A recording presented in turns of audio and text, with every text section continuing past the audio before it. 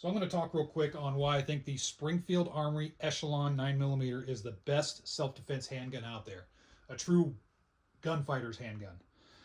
So first off, my opinion is just my opinion. So disclaimer right there, take it with a grain of salt, all that good stuff. But I've owned the Echelon for a while. Now this is the full-size Echelons. I haven't messed with the compact yet. I know the compact is out, and I'm going to try and get my hands on one really, really soon. I'll talk about it once I get it. But as far as a full-size, duty-sized handgun, these are equivalent to like a Glock 17 as far as size. I think these are the best in the market. And I've been playing around with that in my head, looking at different models. And keep in mind, this is kind of in the $500 to $700 range is where you're going to see these. Realistically, in my area, it's right around $600, give or take, for an Echelon. Um, that's about kind of mid-range. We're not talking, if we're talking about budget guns, that's a whole different thing. If we're talking about super custom guns, and that's a whole different thing right there.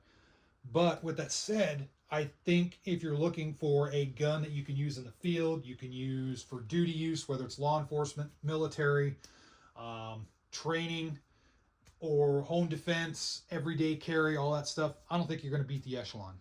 I just really don't. So I'll go over a few reasons why. First off is the trigger. The trigger is amazing on the Echelon. It's not quite as crisp as like a P10 trigger. I really like the P10 triggers, and they have more of a crisp, like a glass rod break to them, I guess is the best way to describe it. These are a little bit smoother, but I do like these over any other trigger that I've had on the in as far as striker fired guns are concerned. Um, it's just extremely accurate, very consistent for me. I really dig the trigger on this because of the angle design, more of a flat face design. The trigger feels lighter than it actually is. I really dig that. The safety on the trigger I don't even notice it. Some guns you can kind of notice it a little bit, but I don't notice it on these. The trigger is just insanely good. The ergonomics of the gun, that's the big reason why I think this blows all the other guns out of the water. Now, most guns are accurate and most guns are reliable. And what I mean by most guns is most modern, mainstream guns, in order to be successful in the market, they got to be accurate and they got to be reliable. So, with that said, these are accurate and they're very reliable, and that's already been tested and shown that they do both very, very well. Now the question is, well, if they're just like the other guns as far as accuracy and reliability, what makes them a cut above? And that's the ergonomics. The grip is the star of this gun. The reason I say that is they took the texturing and went all the way around with the grip. They did not mess around. They also put texturing here, here, and here on both sides and underneath the trigger guard. And they also undercut the trigger guard right here, so that way you can get your hands as high up on the bore axis as possible. This texturing, it's a good texturing, but it's not sharp, but it still helps lock your hand in. They do this better than any of the other guns that are currently on the market from the factory. They really do. M&Ps do a good job. Glock they're okay. They're kind of mediocre these days. M&P does a decent job. The CZ P10s do a decent job, but this just feels amazing. And the fact that they wrapped it all the way around. One of my gripes on some guns is they'll do the front and the back, but they don't do much on the side. Well, my argument is on the side, that's where your support hand locks up on the gun. So why not just have a full wraparound grip?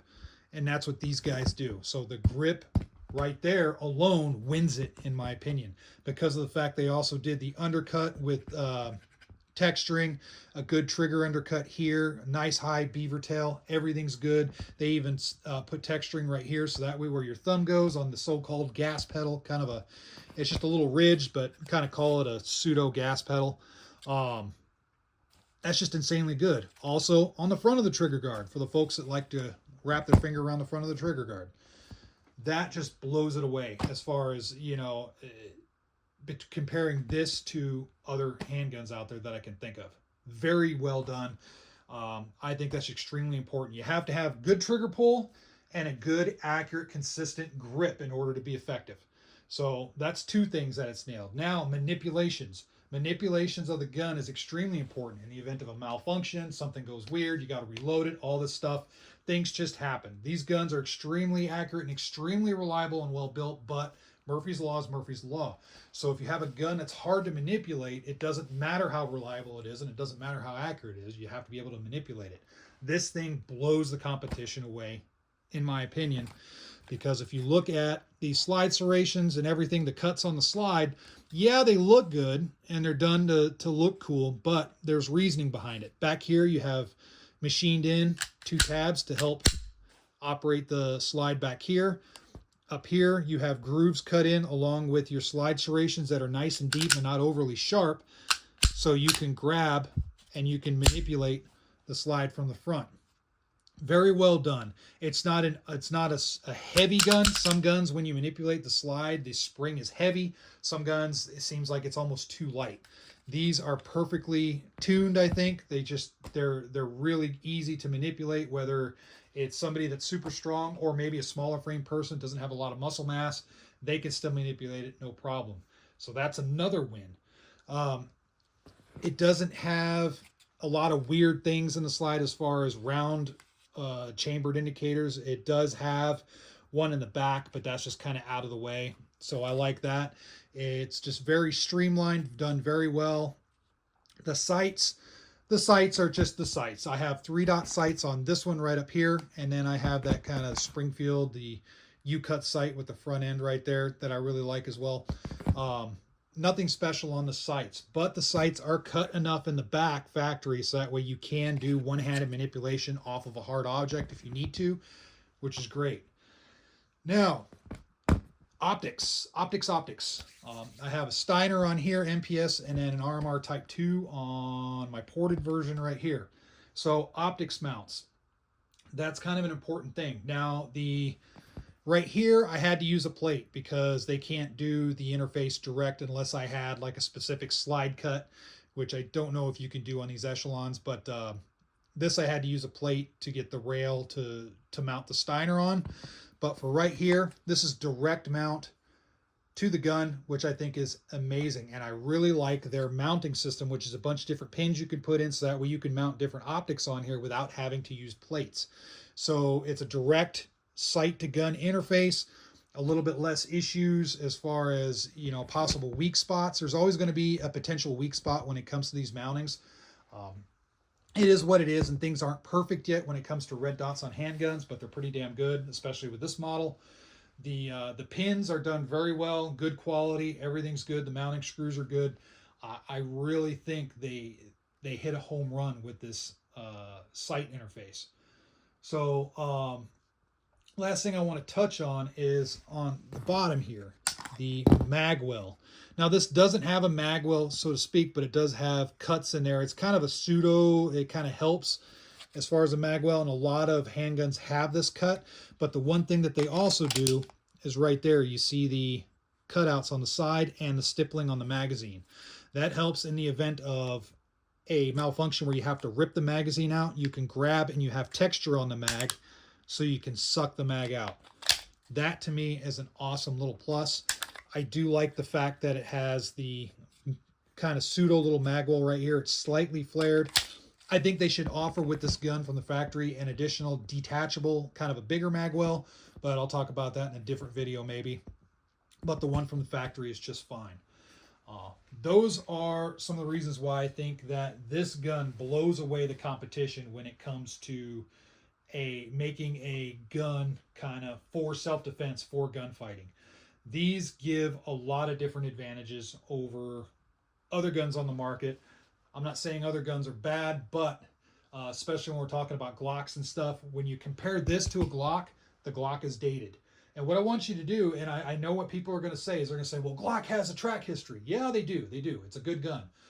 But take track histories out of it. Both guns are accurate and both guns are reliable. We know that. So take that out of the equation. We already know no matter what you get, between Glock or this or whatever, you're going to get a good gun. Pick this one up and pick a Glock up. If you didn't know the price and you didn't know track history, didn't know that Glock had this 40 years or however long of track history, if you just pick up the guns and go pick one, which one are you going to want today? A lot of people are going to pick this. I guarantee it. just the overall feel, everything's better. Everything feels more fluid. One of the rules, if you're big into self-defense, is handling of a gun should be automatic. And you want to do things specifically as far as drills and all that stuff to be able to make it automatic. Well, when you have a gun that is very ergonomic and it has a lot of things to help you, that makes that automatic a lot easier, if you get what I'm trying to say. So I think the Echelon wins it. Now I know the Echelon, they have a lot of fans out there, and then some people that can't stand them. I get that. Keep in mind, again, this is just my opinion. I'm a fan of these guns. I know some people have some thoughts on Springfield Armory as a company. Well, I'll tell you right now, I know Springfield Armory made some questionable decisions in the past. And no, I don't give them a pass for that. But you know what? A lot of other gun companies do. I'll throw into the argument when we're talking about that. Smith & Wesson has done stuff in the past. So has Ruger and Glock. Glock is a company that loves big contracts. If they lost the civilian sales, they're going to be just fine. I'm not saying they don't care about civilian sales, but Glock, the one reason why I think Glock doesn't care about civilian sales is if you look at their upgrades over the year, right? This is kind of a little mini rant on Glock when I'm talking about this.